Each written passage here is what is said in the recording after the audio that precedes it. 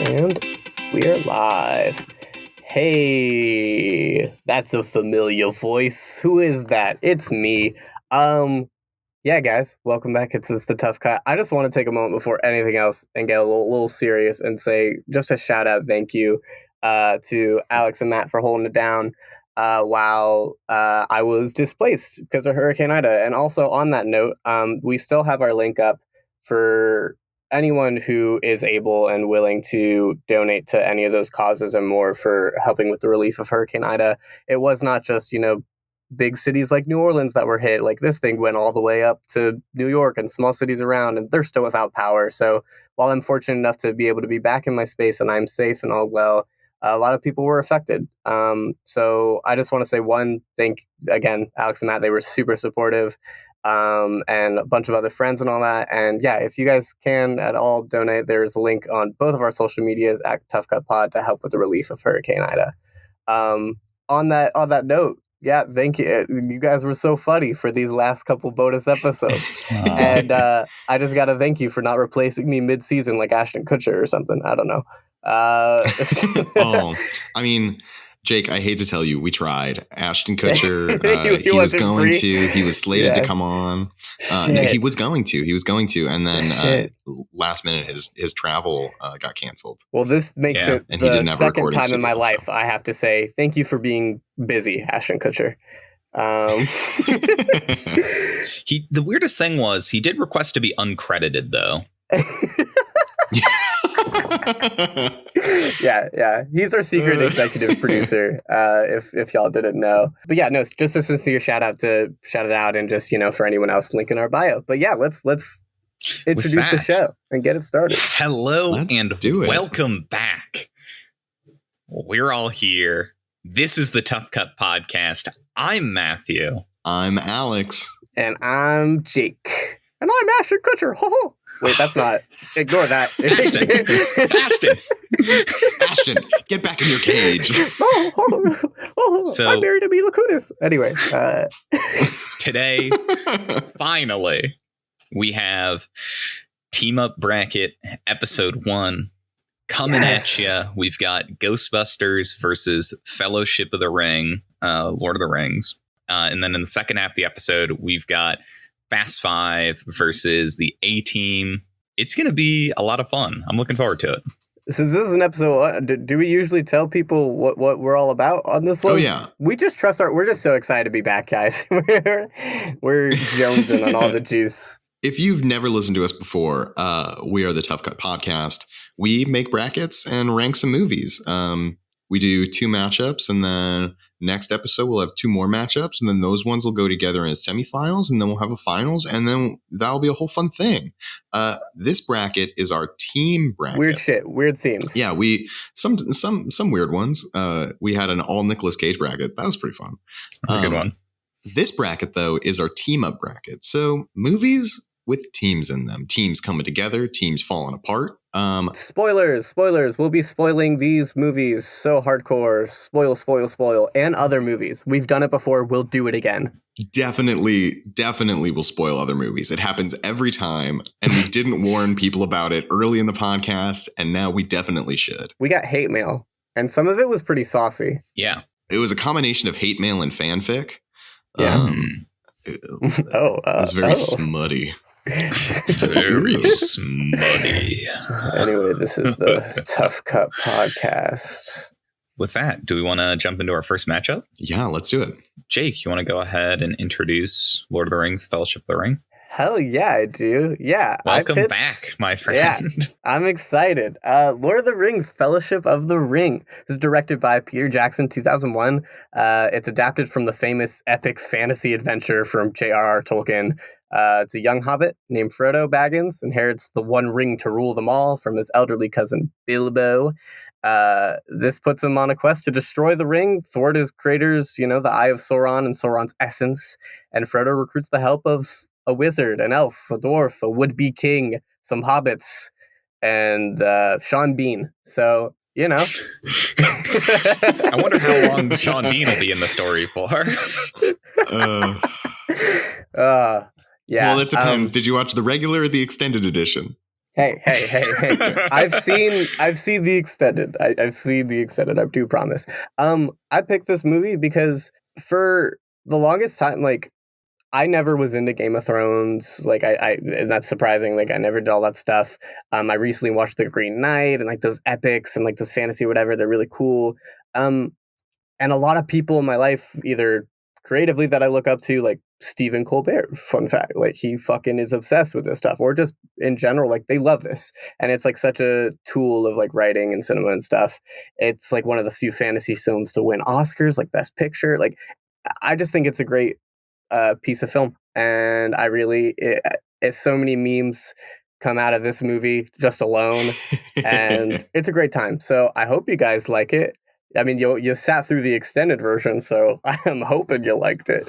So we'll see. What do you guys think, Alex? Yeah. Fun fact: Jake watched the regular version, Yeah. which is a long movie in its own right. Matt and I both watched the 4-hour extended cuts. Yeah. Which I just think is very funny that you pitched it and we watched the I long didn't have versions. time. I was moving around That's a fair. bunch. I emotionally and legally had to watch the extended edition because on the other side of this bracket, I pitched Seven Samurai, Yes, which is yes. also very long. Yes. So it was my way of saying I didn't pitch the longest movie. Jake did. I can't wait to pitch Zack Snyder's Justice League in a future bracket. Jesus. I adore this movie. I didn't see this franchise for a long time. I saw them when I was pretty old. Interesting. Like in high school. Yeah, for the first I didn't know time. that. And they're so up my alley. They're so good. And it's gotten to the point though where I've seen the extended editions so many times where I watch the regular version and like I feel like stuff is missing. Like I miss certain scenes and I remember scenes that are gone. So I kind of feel like I should have watched the regular one because I don't know. It's hard to like. It's a conversation we'll have to have of like, is this movie as good in its regular form as it is in the extended form? Because I think the extended edition is what gives all of the good, like really good character development and character moments that you need for a lot of the people on the team. But I adore this movie. I think this whole series is so good. Yeah. But Matthew, what do you think? Completely and totally unsurprisingly, I love The Lord of the Rings. Hell yeah. I've seen all the movies multiple times. I watched them when I was a kid repeatedly. I've read the books. I have not delved too deep into the Silmarillion. That's a little too much to read a history textbook. Yeah. But it would be up your alley. I mean, I feel like it probably would be. Can I just make one educated guess before you continue? Go for it. You fuck with the elves the most, right? They're hot people for hot sake. You know what I mean? They're just hot people. They are hot people. I agree with that. It's a little more nuanced than that. Okay. All right. That was just my guess, but please continue. Such a beautiful, such a well-crafted world. And I don't know, leave it in, cut it out. But I am a well and seasoned Dungeons and Dragons dungeon master running a campaign for a couple of years now. And rewatching this movie makes me realize how much of all fantasy is literally just ripped from the paws of Tolkien himself. Tolkien. I don't know which one's technically the more correct pronunciation. I don't know. I've most famously heard Tolkien, but whatever works. And literally how much of my own setting is so deeply rooted in everything that Tolkien created and what Peter Jackson allowed me to see and get into when I was so young. I love this movie. They're excited for us to nerd out, but there is another film on the other side, so take it away. Contender. Yes, on the other side of this matchup, we've got Ghostbusters, released in 1984, directed by Ivan Reitman. After losing their cushy funding and academic professorships at a prestigious university, three parapsychologists, Dr. Peter Venkman, played by Bill Murray, Dr. Ray Stantz, played by Dan Aykroyd, and Dr. Egon Spangler, played by Harold Ramis, decide to open a business together. But not just any business, It's a ghost hunting business. Antics ensue as they bust ghosts around the city of New York. All the while, cellist Dana Barrett, played by Sigourney Weaver, does oh so well. Hell yeah. Deals with a powerful demonic entity, Old God, I believe more accurately named Gozer. Thus, the Ghostbusters must save the city, defeat Gozer, and deal with the EPA.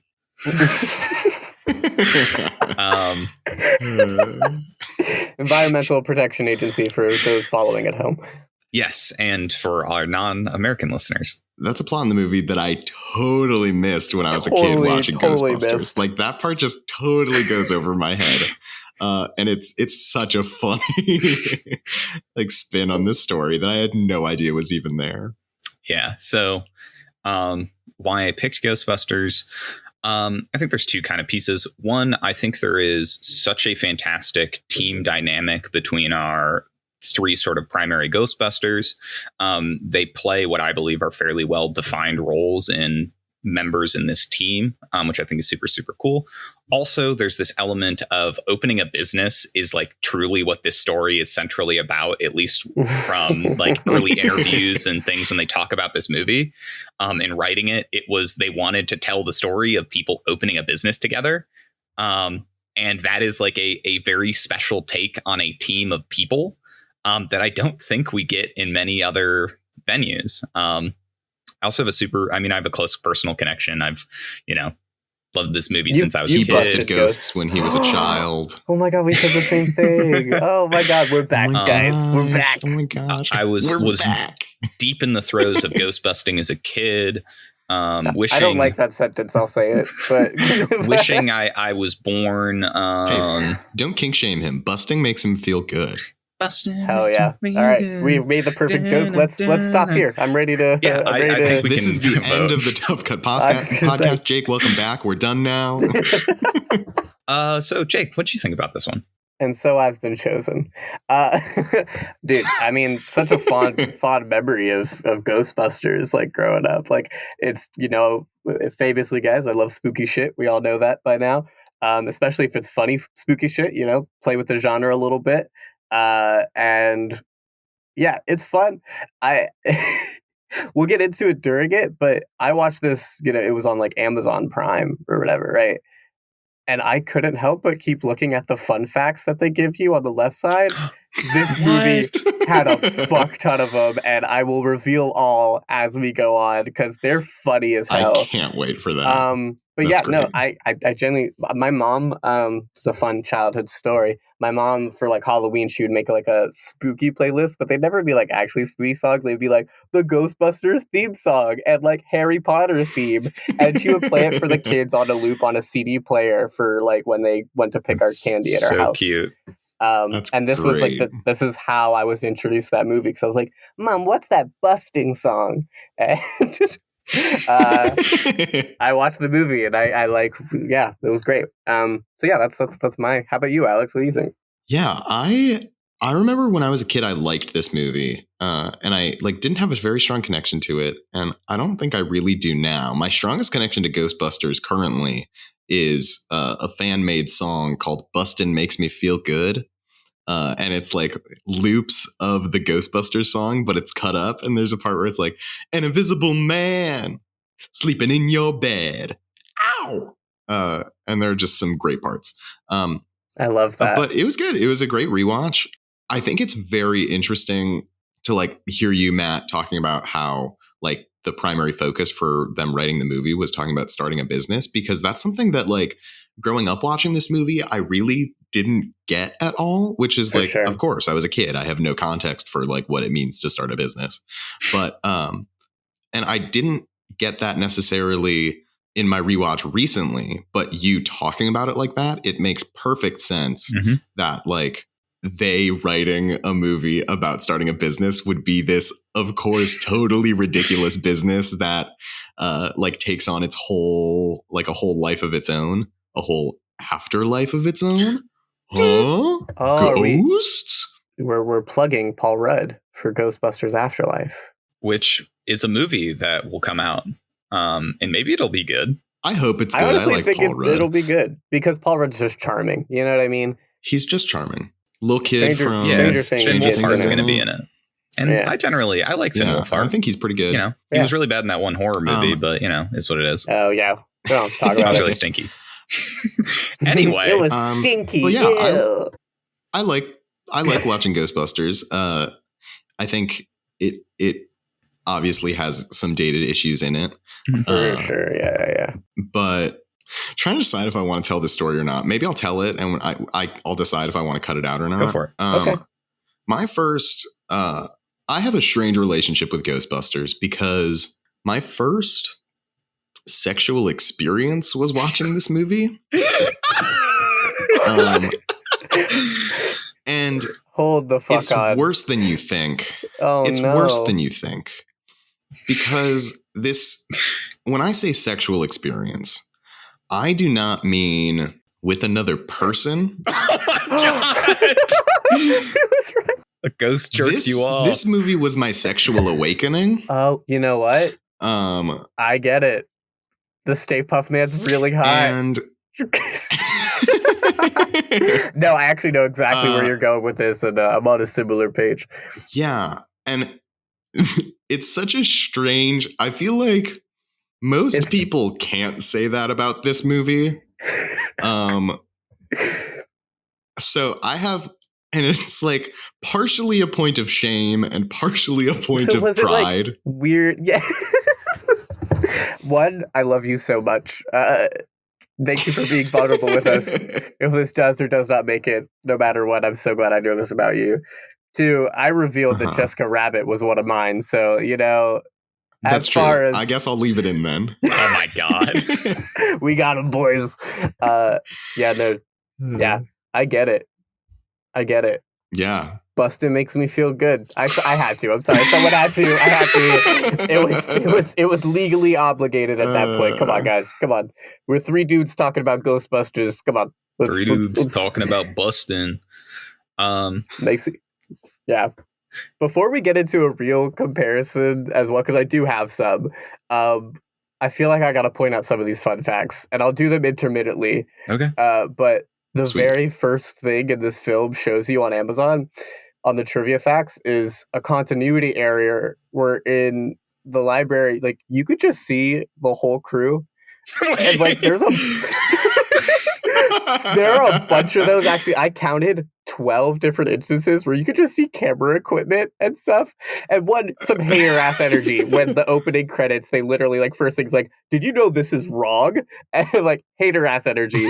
But also it's so fucking funny because like now, like I found them almost before looking at, like, after That's that. so It was funny. just a bunch of equipment and crew, and it's pretty great. So that's my first hilarious. Jake fun fact that I learned about Ghostbusters. So that's a great fun fact. However, the thing I want to open up our conversation with, favorite member of the team for each of these. Favorite Ghostbuster, Hell yeah. favorite member of the Fellowship. Where are we going? What are you thinking? How you feeling? Okay. Oh, that's tough. I think I know mine. Is this favorite member of? Okay, so it's not favorite character in the movie. It's favorite member of the team. Mm-hmm. And it's specifically in this movie. So like for Lord of the Rings, my reasoning for why I like the character can't be from later movies. Theoretically. I feel like that's allowed. You know what I mean? I think that's okay. Because like it's our just favorite team. Whatever, we'll talk about it. Obviously, it's not like just don't pick someone who's not in the team at this point. You know, right. I think for Ghostbusters, favorite team member, and I don't know, maybe this is a little cheat, but their secretary Janine, I think is just a very funny character. Fuck yes. And like she doesn't get a ton of attention in the movie, but like the moments she has, the way she like functions in their team is very funny. Something I also love is her dynamic with Egon. In this movie, There are so many like, oh, so what do you like to do for fun? He's like, I collect spores, molds, and fungus. It's just the line delivery, the writing. It is just so funny, so good. Yeah, that's a good one. I like that. What about you, Jake? So, fun fact part 2, because as they pop up with things you say, I'm just going to say it. 2 things. 1, Christopher Walken was almost Egon. What? That's wild. That was one of the things. Christopher Walken was almost Egon. That was I like a whole Harold thing. Ramis. Yeah. I like Harold Ramis too. But also Egon and the Receptionist did have a love plot, and they hint about it like a lot, and it was cut from the script ultimately. But Interesting. they did have certain things, and they would hit certain things, like that one scene where Egon was Sitting under at the desk. Yeah. and he pops up. They're trying to imply that. That's at least what Amazon Fun Fact said. For my sure. man was Yeah. my man was diving in that. You cut that out, please. Yeah, but oh god, I really don't want to, but I will for you. Actually, I'm just gonna beep out what you say so that way we can leave it in. Oh my god. Sure. Yeah, whatever So works. funny. I mean, it's not the most vulgar thing I've said, but right. I don't know. Bustin makes me feel good. Anyway, my favorite is Egon. Egon's great. Yeah, that's it's hard because like Bill Murray is charismatic, but I also kind of hate him. When I rewatched this film, I was like, "You're kind of uncomfortable." He is my least favorite person in the whole movie. Yeah, I think some of that is intentional, because he clearly does things that are like not okay and not cool, and that's not just from a perspective of like continually harassing someone you're sexually interested in. The opening scene where he is testing the two students and he keeps shocking the guy no matter what he says. Like, he is a through and through like an actual asshole. But then they heroize him. Yeah, him, it's weird. I just it's weird. Don't get. They like play with him being this like charismatic character, but I just think he's so uncharismatic. If that makes sense. Like, I just don't vibe with him at all. Yeah, I agree, and I just think they want him to be, because it's Bill Murray, and so like you want to like, because it's Bill fucking Murray, you want to like him. Yeah, but like, I don't know, it was weird. Yeah. Matt, who was your favorite? But sorry, who's your Matthew, favorite member of the what's team? your favorite on the team? I think my favorite, it's a bit in movie, out of movie, but Ray, Dan Aykroyd. I think the additional wrinkle of how literally insane Dan Aykroyd is as a human being, and his just go look at the ads he's made for Crystal Skull vodka. It's a transcendental experience, and it's steeped so heavily in his identity of ghost busting. That'll be ad part 2. That's really funny. Yeah. Yes, if we ever do another ad tier list or bracket, the Crystal Skull Dan Aykroyd ad will be in it. Yeah. But who then, Matt, who's your favorite team member in Lord of the Rings? Lord of the Rings. Yeah. I think it's there's I love so many of the members of the Fellowship. Yes. So I'm going to cop out and say 2, if that's okay. It's a big group. Sure. I feel like I know which 2 you're going to say. Only if you make them kiss. They have to kiss. I'm interested what 2 you think I'm going to say. First one I think is the obvious one. Everyone would expect me to pick this, but one, Strider, Aragorn, fated to be King of Man. Love that. It's so good. Yeah, that's you. Also, I love that actor. Viggo Mortensen. My boy Viggo. Yeah. Viggo does a great job. He probably does. And then the second one, this one I think will subvert expectations a little bit, maybe. But Samwise Gamgee. Of course it's Samwise Gamgee. Of course it's Samwise Gamgee, Matt. I love Samwise so much. I think that Sean Astin just plays the role so incredibly. Put the respect on his name. He is Samwise Gamgee. Yeah. If he takes one more step, he will be the furthest he's ever been from the Shire.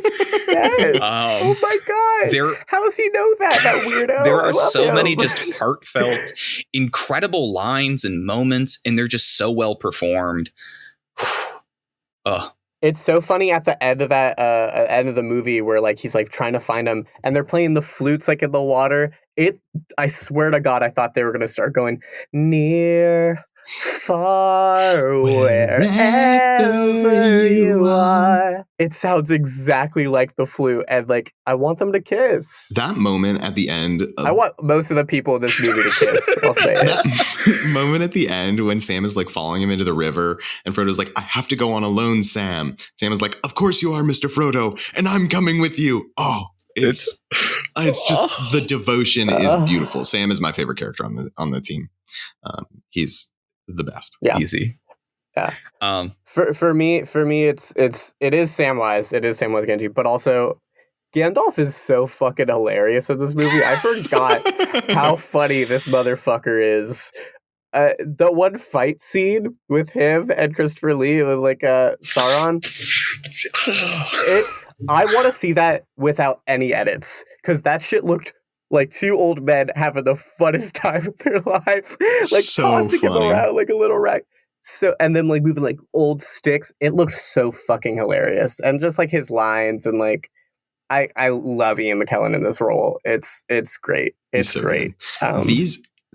Watching this movie, you said it earlier, like all the memes to come out of it. The entire time I'm watching it, I just like see these moments and I'm like, oh, this is the like farthest I've ever one more step, and it's the farthest I've ever been from the Shire. There's a cut of the movie that's like 8 hours long, because every time he steps forward, it plays that dialogue again. So every step is the farthest step. Like the scene of Gandalf just getting thrown trying to escape the doors from Saruman. There's a video that's like 5 minutes of him just like trying, like Saruman opening and closing doors and Gandalf like trying to get in and out. It's just, there are so many good moments in this movie that I absolutely love that are made so much better by the internet. The memes are great. And there are far more and better memes in Lord of the Rings than there are in Ghostbusters. Very true. Something I want to highlight, just because I think it's so funny. When they're in Rivendell, they finally made it. There's this scene where Samwise is packing up all his stuff. Like he's like, okay, like ready to go home. And it's just like, okay. And then you look down at the timestamp and there's 2.5 hours left in the movie. It's like, I don't think you're going home, friend. No, it's actually too bad, bud. It's just credits, dude. It's all the credits are super long. Deadass, it's 30 minutes of credits because they thank every foundational member of the Lord of the Rings fan club. Every single person is listed in the end credits of the film. Wow. It's pretty amazing. Yeah, it's crazy. So we're half an hour into this episode and we haven't really compared these movies at all. Oh, yeah. Actually, I do have a comparison, unless you have one. No, go ahead. Go for it, my guy. So with these two, I think they're both interesting picks with team dynamics. I think maybe they're both like, you're an hour and a half into Lord of the Rings or however much in the extended, and then you get the team like forming or whatever. And like, that's like fine because like it's also it's a story of a whole team other coming movie together also. Team coming together, but it's also a story of a team falling apart. Like they like separate at the end, like all this stuff. Like, and that's really interesting. It's almost like a 2-team movie, and like then you have the hobbits and they join together, and then they fall apart, and you're seeing how they work. Like, and then Gandalf gets bodied in also the sacrifice, whatever. I mean, he comes back. Whoa! Like, spoiler for the second movie, Jake. What the heck? Spoilers. Hey, I said I was gonna spoil other movies. They need to know I'm fucking serious. All right. But anyway, like with Ghostbusters, I just felt, and I almost like knocked this, when I was watching, I was like, Winston comes in and like, he don't really do much, and he comes in like later. But if you're watching the original, like, or just the regular version of Lord of the Rings, yeah, like Gimli doesn't really do much either. Like, like a lot of the characters, as Alex was saying before, they don't really do too much, but they still feel like a team. Like if Lord of the Rings feels warmer to me in team dynamics and how they like introduce, even though they are random. But Ghostbusters, I feel like they just shunned Winston at the end. Like he was the level-headed, like, this is crazy, right? But like barely, and he was like introduced later. I don't know. So how do you feel? There are two pieces going on with Winston's introduction, played by the fantastic Ernie Hudson. I think when you examine the movie through the lens of creating a business. So the first role that Winston fills is he is the straight man in this scenario. He is the crazy stuff. Like, what the heck are these weird science guys doing? I'm just here for a paycheck, which is like a way that everyone feels about their job. It's just like if you were on the cast of The Office, you'd be like, fuck this shit, man. I'm just coming here to do my job every day. I don't want to get up to the crazy antics. He literally goes to jail with them. And I was like, what? My man's invested. So I think he's serving this purpose as a straight man, but then also is this element of when your business grows past the capacity you can manage yourself, you need to hire new people. You need to expand your team. So he's never going to have that same like foundational status to the group, but still serves an important role in forwarding that story. I do think they could have done more with Winston as a character because he is essentially the straight man in a plot device of like hiring people into your business. But I Mm-hmm. think it's a little bit reductive to say they're not giving him much to do, and that's harming the film. It's just not in the scope that they wanted. It would have been nice, but I don't think it was necessary. I don't know. I kind of agree with Jake in some sense. I just think it would have made it a better movie. I agree with you, though, as well, that like Lord of the Rings, this movie, I was so glad you picked a Lord of the Rings movie, but I don't know that Fellowship is the one that I would have picked. It's the one where they're all together as one team. But I also think you get team dynamics in the second and third one when they're like paired up or like they're in groups of 3 or whatever. I think, and rewatching it, I was trying to decide like, okay, is this the one that I would have picked? Is this the one where you get the most team stuff? And I think after rewatching it, I think you're probably right to have picked Fellowship. Especially watching the extended edition, like you see so much more of like the Mines of Moria. So you get details about Gimli as a dwarf. You see the Forest of Lothlorien. So you get stuff about Legolas as an elf. And then there's the whole, you get much more of a relationship between Aragorn and Boromir and like the dynamic of like what it means that he's the family of the stewards of Gondor and Aragorn's the king. And so it like I would have followed you, my brother, my captain, my king. You get a lot, but it's in the extended edition is like what really makes it good. So I don't know. I'm torn. Well, here's the thing. The reason why, like, I'm glad you brought it up because I also struggled. I knew A Lord of the Rings was like a fun one and a lot of different characters and they juggle them really well, which is awesome. But I really like The Fellowship as a team movie because one, you see them form, but you also see them fall apart. And like, this is how you see their beginnings. And I think it's a really interesting one to put in a team movie because they are better in other films.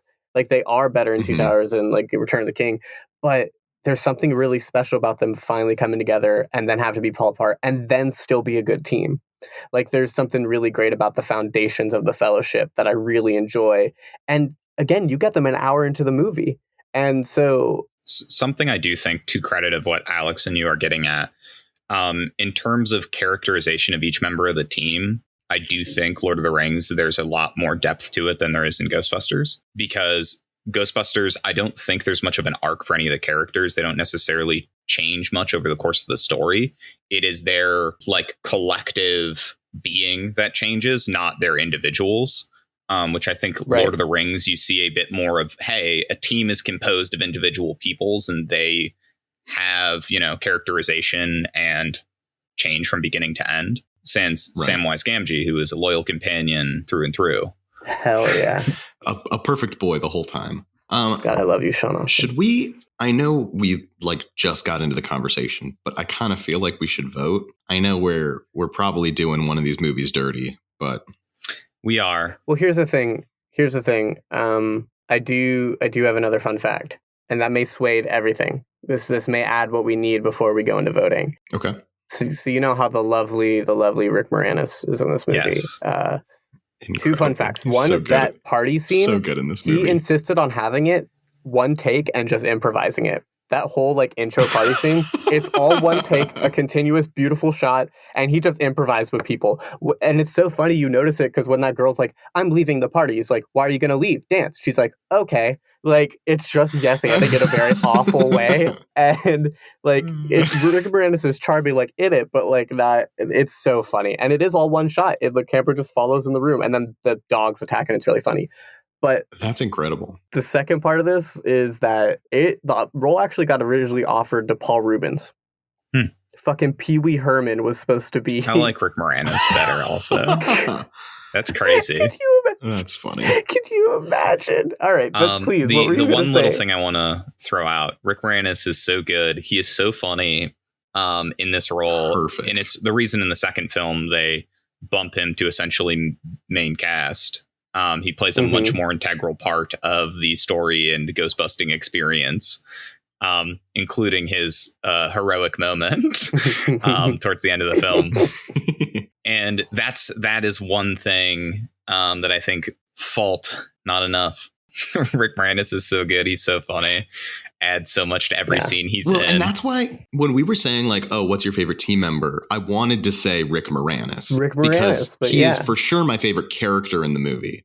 but he's not on the team in this movie. Not yet. It breaks my heart because he is so funny. Not till the second like one. He is the worst possible neighbor and simultaneously the best possible neighbor. I love him so much. I do think another thing to take note on both of these, I think be awful not to mention, these both have like a really great follow. Like the grip that Ghostbusters randomly had, it did not have any business. Like it's still mentioned, it's still getting moved. Like people dress up as Ghostbusters all the time. Like it was a big movie and it still is for like a random horror comedy. Like that's awesome for it. And of course, Lord of the Rings, like a classic. Like people follow it. People read history books about it. Like Matthew, he did read it. He whispered to me off air that he someone's gonna come at me on our Twitter and start quizzing me on the Silmarillion, and I'm gonna get fucking roasted, dude.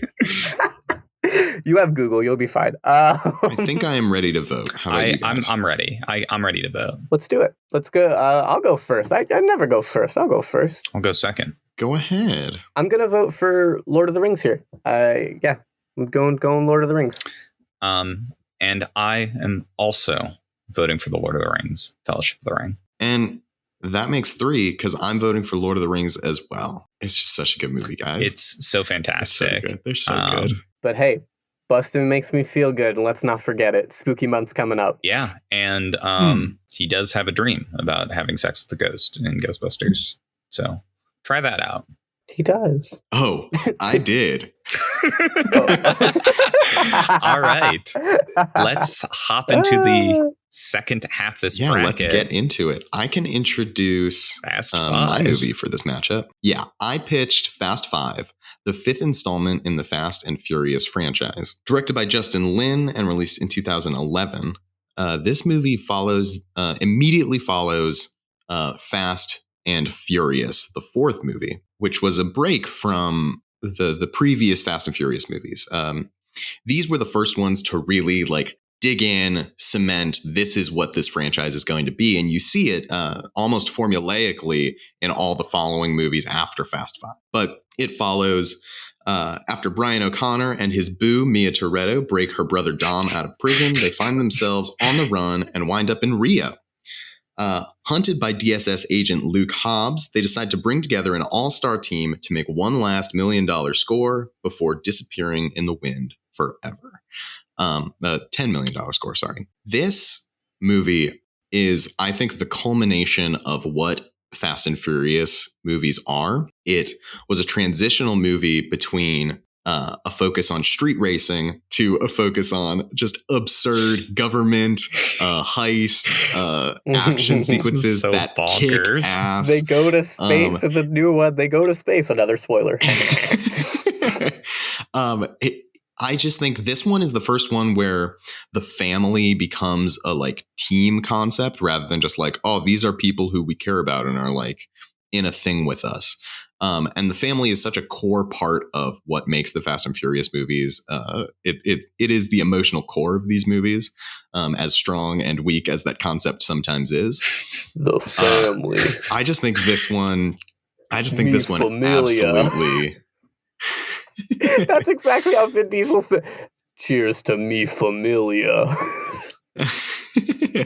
I just think this movie absolutely slaps you in the face with its absurdity. Dwayne Johnson as Luke Hobbs is absolutely hysterical and perfect. He is shredded out of his mind in this movie. The scene where the guy comes up to him and is like, okay, Hobbs, do you want the good news or the bad news? And he goes, I like to eat my dessert first. Like, what an incredible way to... Like this absolutely massive, like bulked up guy is like, I eat dessert first. Oh, incredible. Matt, what did you think of this movie? Or Jake, what did you think of this movie? Because I feel like Matt is more of a wild card on this, and I want to know what he thinks last. So here's the thing. You got very lucky, Alex, because I decided to give this movie the benefit of the doubt because, like, I'm really not too into the Fast and Furiouses. They're not my kind of movies of, like, cars and, like, whatever people.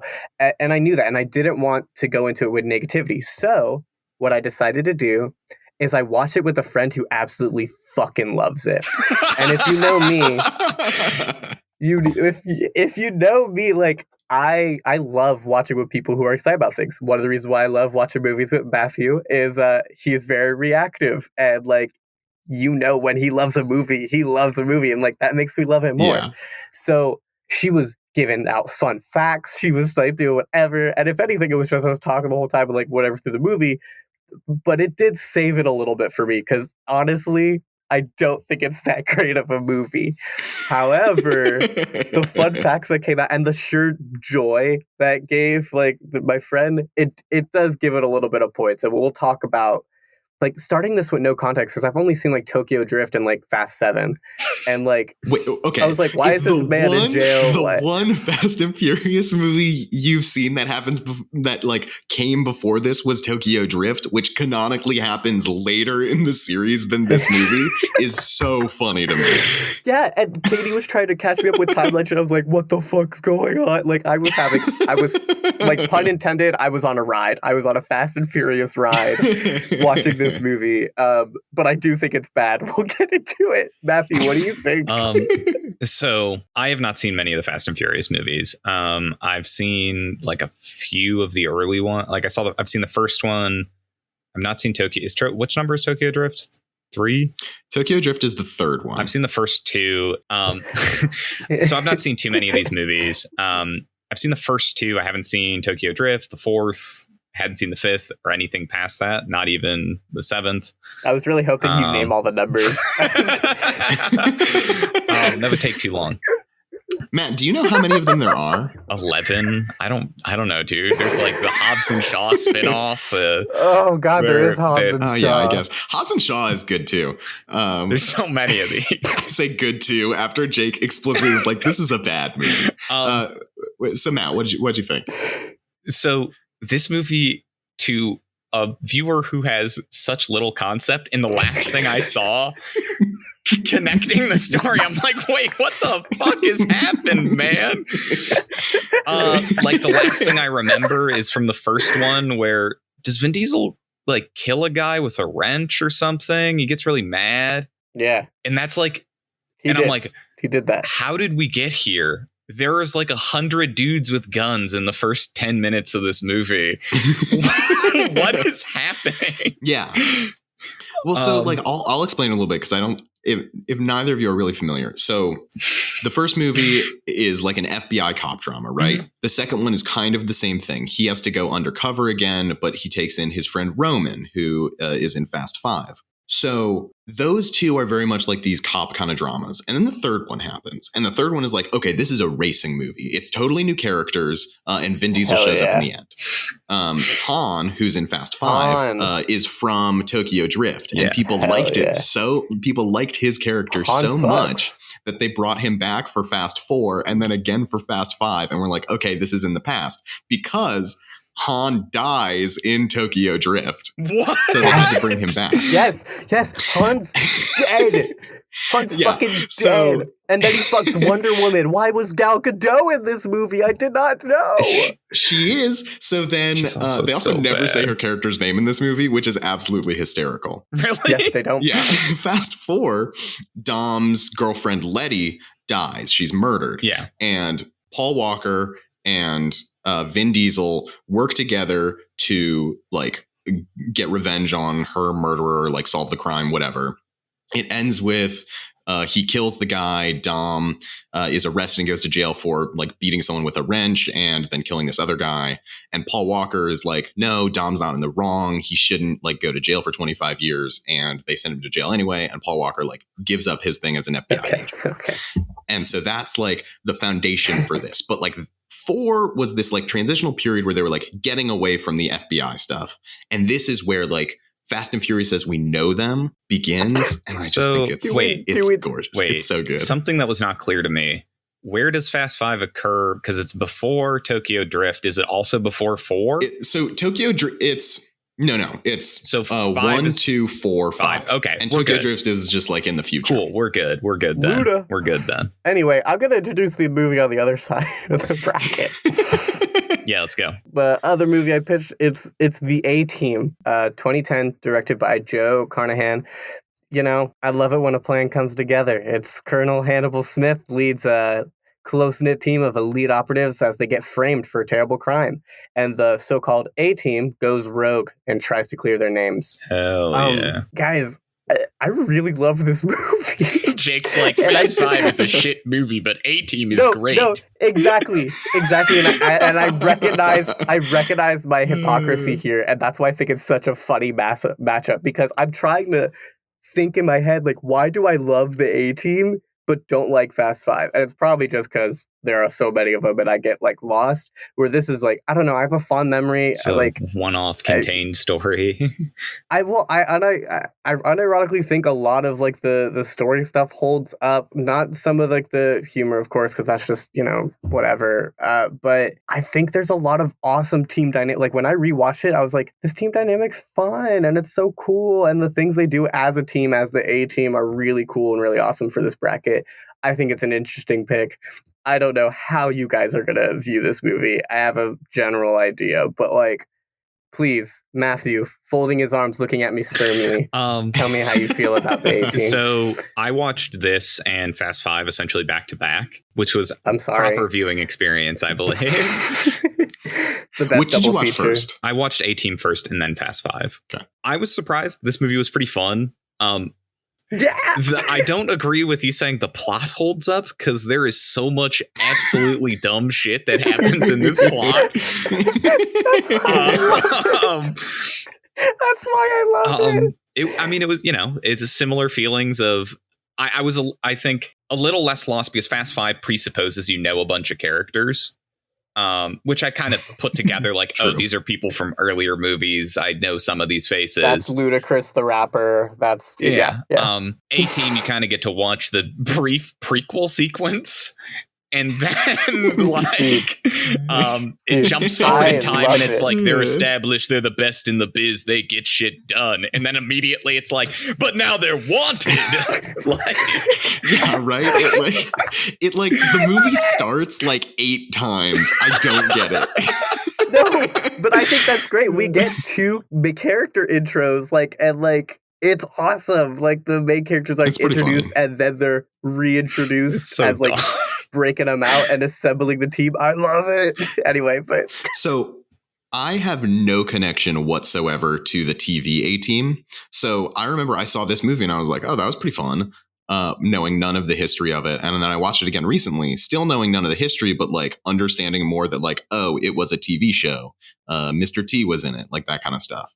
Hell yeah. Watching it again, I have trouble because I can't tell what stuff in it is made for like, oh, this is for fans of the TV show who like know that like, oh, I love it when a plan comes together was like the catchphrase in the TV show and like all that stuff. And like, I thought it was good. I really enjoyed it. I think it has some absolutely incredible action sequences, like when the tank is falling from the sky and they're shooting it to fly the tank. That's kicks such a good ass. Sequence. I think that's so cool.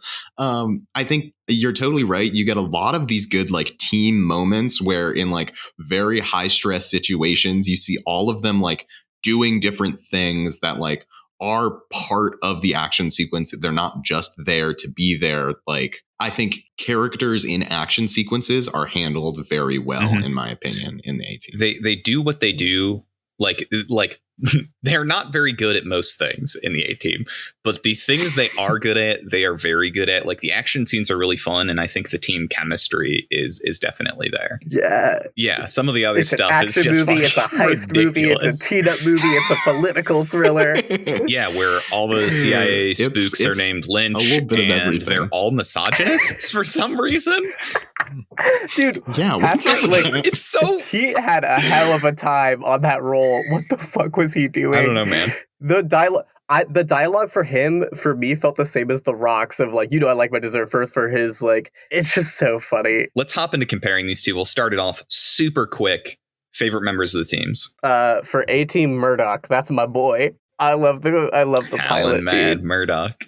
For me, for A-Team, Hannibal. I just think Liam Neeson does a great job. So for good. me, the devilishly handsome, lovable Rogue. It's gotta be Face. Of course, your favorite is Face. I actually didn't even want to ask you. I knew it was Face. Also, as soon as he came out of that tan machine, shirtless, looking hot as hell. As soon as he was sleeping with that wife, and then he's in the tires, and like she's like, "I love you," and he's like, "What's up?" That's Bradley Cooper is just very charismatic. So when the role is just be charismatic, surprisingly, he does pretty good. It's weird. Fast Furious. Favorite team members. Han. I fucking love Han. Han rocks. But Han here's the thing: I've only rocks. seen Tokyo Drift and this 7. So Fast and Furious. I don't know. You had trouble because you didn't see the other one, so you don't remember the characters. Yeah, you don't know so the characters. I think there's I think it's kind of two there. They technically team up with them by the end. I think Luke Hobbs, Dwayne Johnson. It's Luke Hobbs. Luke Hobbs. I think some of it I don't know. I think some of his acting is somewhat strange.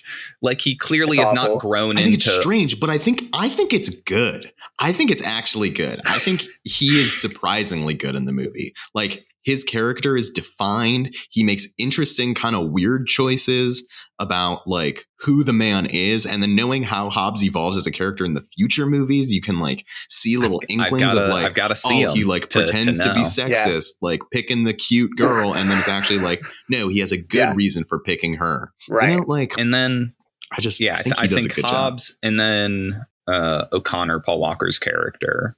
I just generally think Paul Walker is acting his little heart out there. He's doing pretty good. I genuinely think he's like the heart of those films, like really, really great. Especially no matter what Vin Diesel really says. phones it in. No, Vin Diesel really phones it in. I can't take Vin Diesel seriously when he's yelling. I don't know why. It sounds awful. But can I tell you the best fun fact that I learned watching with my friend? Sure. About this movie and other Fast and Furious movies? There's a contract out there, and I don't know if you guys know it. Yes, I do know this fun fact. Yeah, famously, Vin Diesel and Dwayne they do not like each other. They hate each other, and they have a contract where legally neither one can beat the other in a fight because they can't let the other one win. So, like, from a storytelling perspective, it forces writers to make it more interesting fights, but also they're some petty ass bitches where they both have to have their booga booga, I do a cool thing, and then you do. That's so funny. Cannot.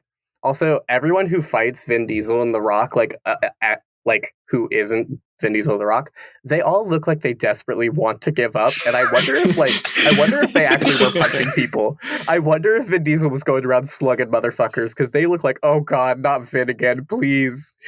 So, funnily enough, you talked about Stephen Colbert loving Lord of the Rings, Dungeons and Dragons and stuff. Vin Diesel is also famously a big fan of Dungeons and Dragons and plays Dungeons and Dragons, which I just think absolutely rocks. Apparently, that big fight scene between Vin Diesel and The Rock was supposed to take 2 days, and it ended up taking 4 days to shoot that scene. It's an absurd I don't know why. scene. They like smash through because they hate each other. Like, I genuinely think it's because they had to make sure it was even, because when I was first watching the first half, I was like, oh no, The Rock's clearly winning that. Like, it's easy. But then all of a sudden, Vin randomly takes it. It's so weird watching them fight knowing the contract exists. 8 different fighting judges. They had to continually score a match to make sure they constantly came out perfectly even. If there was even one judge, like it was 1 point in favor of one versus the other and not a no contest, they had to reshoot the entire sequence, start over. That's why it took 4 days. They had to keep doing it. Okay. But so here's my thing about Fast and Furious, because I get that from an outside perspective, it is a bad movie, right? I don't think it's very little introduction to these characters. It's not bad I hate it. But I think if you know the other Fast and Furious movies and you get the beginning introductions of these characters from those movies, this Fast 5 has, I think, the best overarching character development for all of these characters, and it has the best moments calling back to the history. Like Vince, the guy who betrays them in the beginning and then comes back to the team, was the guy in the first movie that is telling Dom hey, don't trust Paul Walker, he's a cop. I think he's a cop. Yeah, like they alluded to that heavily right, but when Dom is fighting Luke Hobbs, like when he slams the wrench down next to his head, that's alluding back to when he killed the guy in the first movie. And like, if you don't know the like emotional weight of that moment, it's going to be like, oh, the fight's over. You know, you don't like feel what it means. But Alex, they don't even give Gal Gadot a name, like, and Ludacris and like the other dude randomly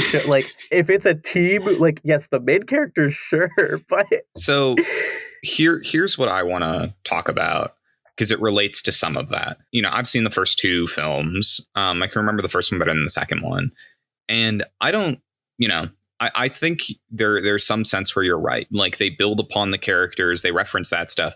That isn't the issue I take with Fast and Furious. My issue with it is so much of the movie is dedicated to like these planning sequences and like here's what we're going to do. We have to pull a team together for this. And then basically none of that is used. There's zero payoff because they just end up driving cars and swinging a vault around. Like, that's why I'm glad you brought it up. Well, can finish your thought. I'm so sorry. I just feel like I was left with so many of those characters essentially having been useless. Like, they spend so much time being like, oh, we need cars that can go fast enough to not be seen by the cameras. Wait, that won't work. What if we just steal police cars? And it's like, okay, and now we need to, you know, seduce this guy to get some kind of information from him. And it's like, all of that amounted to essentially nothing because they just grab bag, punch their way in, and literally steal the vault. So that's why I like the A-Team a lot, because their whole planning things, like their plans come together, they do this stuff, and then that's their like, whole thing. I love it when a plan comes together. Well, here's the thing, like with Bradley Cooper's the expectation, like, you know, he's like, oh, I don't do plans or whatever, I don't know how you do it, and like beat down himself, and then he's finally able to do it, you know, in a really, I love the freight car sequence, like, also, it's awesome. The rocket launcher too, it's awesome. Like, I really do think their plans feel like really cool, and even when they need to improvise, they feel like they're like awesome. And for like the tank scene, like it's like, I don't know. There's this by comparison. So here's why I want to. Well, we can address both, but I want to get my thoughts out on both of these as the middleman. A-Team, on the other hand, I feel like so much of everything is filled with absolute coincidences. Like, there's so many instances where they should be dead to rights, and it just so happens some guy decides, oh, instead of shooting you now, I'm going to shoot you in like 6 minutes. And like leave this thing that you perfectly need to escape because your brain is so big and you just know it will all fit out, you know. No, his thing is chaos. Like Hannibal's just the Joker, like straight up. But it's, I don't know, for me it's like more exciting and fun to see it because like it feels like oh, I bought this, whatever. But like you were saying with Fast 5, it just felt like I needed so much more, and like there were so many other characters. Like the whole team's big. It's big.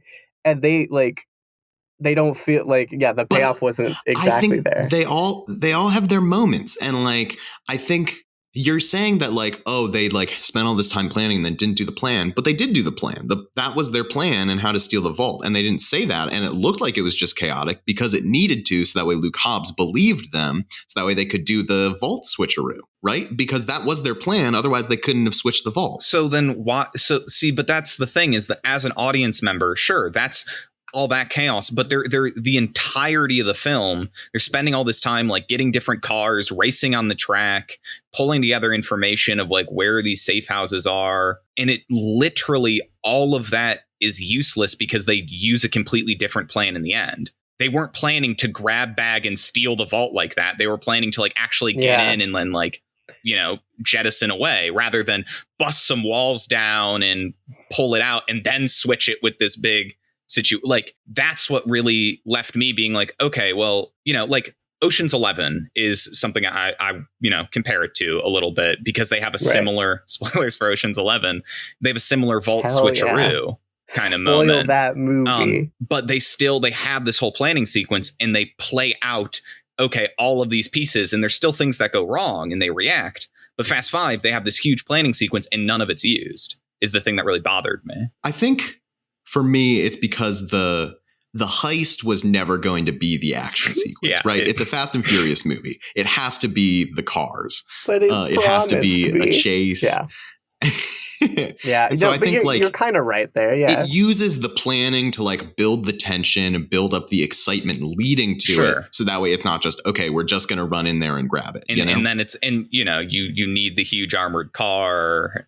Right. It gives you what you want from a Fast and Furious action sequence. Mm-hmm. I think 18 does a better job with the setting up the plan and getting the payoff there. But there's so many other moments that like they survive purely by coincidence or stupidity of others that don't feel satisfying for me, at least, at least personally. Right. Of course. So I don't know. I mean, I had fun with both of these movies is kind of my bottom line. I love how the villains. I love how the villains in like the A-Team are so just genuinely impressed by the thing. Like, do you remember when they're flying in the airspace? They're like, "Did you see how that guy turned that helicopter?" He's like, "Whoa, that was awesome!" Like they're just and like Patrick Wilson's like, "Well, that was actually pretty cool how you did that." Like they're just like complimenting each other the whole time. Yeah, A-Team is like a very fun, unique, specific movie for me, and that's like more interesting than like I was never a Fast and Furious person with the whole like Alex said, like at the end they wanted to give you what is Fast and Furious. I mean, those movies make at some point they were making more than Harry Potter was. Like that's how much the Fast and Furious. They made a lot of money, and they still do, and they're a behemoth. So like credit where credit's due, I guess, but it's just not my thing. And I think A-Team's like a lot more unique in that way. But I don't know. So I don't know. I think I am just. It's a battle of two things of like, I truly think there are just so many dumb coincidences in the A-Team. Like literally their whole plan gets fucked if Patrick Wilson at the very end decides not to use like their gun and just shoots him with his own or any other gun. I feel like you have to put so much faith in what the characters are telling you the whole time in this movie of like, they're just such big brain geniuses that they know their plan's going to succeed. Well, same with shit like the janitors in Fast 5 or like when they pretend to be janitors and they're just knocking down a wall. There's no way people don't hear them with a sledgehammer. Like, you know what like shit like it's the same. I feel like they both have those issues. But they had the cover of they're like repairing the bathroom. So like if people hear banging and smashing, like they're banging and smashing. For a shit problem? I don't know, my guy. Did you see how much shit came out of those toilets though? It was a lot. It was a lot. Also, the funniest thing is when they threw not one but two grenades down at his partner. That was a hilarious scene in Fast 5. I'm sorry, but so I think we should vote. I know where my vote is going. And I know where Jake's vote is going. It's just on you, Matt. So I will start. I am voting for Fast 5. Yeah, I gotta vote for the A-Team. I think there are more just technical issues and a lot more issues in Fast 5. But it's up to Matthew here. Yes, this is tricky. Genuinely. It is. It's a tough one. I think this statement will apply to both of them, despite its issues. I'm going to vote for Fast 5. Oh, that's so rough. Wow. I'm surprised. I think if we go back to kind of the conversation we had in Lord of the Rings, Ghostbusters, of there's this difference between like what the Ghostbusters had where they are this entity and you know they don't really develop as characters or change as people. I don't think there's much development from people in the A-Team necessarily. Sure, the movie starts like 6 times and I guess you can say I think Bradley Cooper has an arc. I think they're I think the closest you get are Bradley Cooper and B.A. Bosco. Yeah, but the thing is his is weird. His is weird because he's at the same place as his completed arc at the beginning of the film, goes to a new place, then just comes back to where he was at the beginning. Whereas Fast 5, I think Alex kind of sold me on the fact that there is so much that builds upon relationships of previous pieces. There's so many other team members that don't do shit. Sure. It's a team movie. So for me, I think going into the semifinals, I want to require viewing of the first 4 because it really changes the way you see. Fuck you, dude. Absolutely not. Absolutely not. I might rewatch. It totally changes the way you see those and characters. Maybe I'll watch 4. I don't know, man. I'll tee you up a little bit. So yes, I think there's a bunch of team members that don't do shit. I think Gal Gadot is probably literally fucking worthless to this movie. She adds very little. I think that they're like Ludacris's character, I think basically does fucking nothing other than hang out with that other guy. But I think your theme is team movie. Yeah, you're yes, right. but I think fine, some of your whatever. core pieces of your team. I think Vin Diesel. I think Paul Walker. I think Luke Hobbs. And Mia. I think that she doesn't do anything in the movie. She sits around being pregnant. They shelf her. That's fair. She doesn't do anything. I promise you. Whatever. You already voted. It doesn't matter. But I really do think that this was a bad vote. Okay. But that's fine. Ouch. That's You've fine. hurt my feelings on many votes, Jake, okay? Yeah. You're right. You're right. And I acknowledge. And hey, it's going up against Lord of the Rings, so who knows what's going to happen. Yeah, I don't have much hope, but please watch all 4. It's the same amount of time as it would take to watch That's hilarious. any of the other extended edition Lord of the Rings. My friend will be very happy, and honestly, that makes me happy. So I rescind everything I said, and I'm going in with a fresh face for next. I may vote for. I don't think it has much hope, but hey, we'll see. So going into our first semifinals matchup, we've got Lord of the Rings Fellowship of the Ring versus Fast 5. Next week, we've got 2 more matchups coming at you. We've got Galaxy Quest versus Seven Samurai and the 2017 Power Rangers versus Guardians of the Galaxy. Lots of space movies in this second half. Yeah, Seven Samurai is the craziest Fast and space Furious movie. Eventually is a space movie, so It gets there. I'm so glad to be back. I missed y'all. It's so fun. Good we times. missed you, Jake. And so did the audience, I think. Yeah, everyone was DMing me like, when's Jake coming back? I love Jake. When's Jake coming back? Why wouldn't they DM me? I got no DMs. That's we got them to the Twitter or to the Instagram account, and I immediately deleted all of them because I didn't want to look at them. They made me so sad. Oh, okay. Yeah. Thank you guys so much for listening. Again, follow us on Twitter and Instagram at ToughCutPod for resources with Hurricane Ida relief. Please consider donating if you have the funds. And if you were affected, know that we are here for you. And we hope that you are doing well as well. Yeah, mental health support too. If you just need someone to talk to about like things or whatever, like we're all people. Yeah. We've all gone through things, and just someone to listen. So we love you guys. Love you too. Cool. Oh, yeah. Have fun. Watch movies. Matthew, make what's yourself that one feel thing better. you wanted to say? What was that one thing you really wanted to remember? You were like, oh, I really know how I'm going to end this. What? Like, oh, I can't wait to end it. What were you going to say? Yeah, what was your idea for the ending? What were you gonna yeah. say? So my idea for the ending,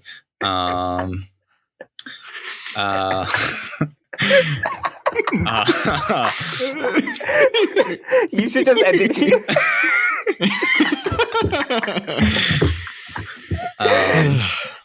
Go follow us on Letterboxd. Oh.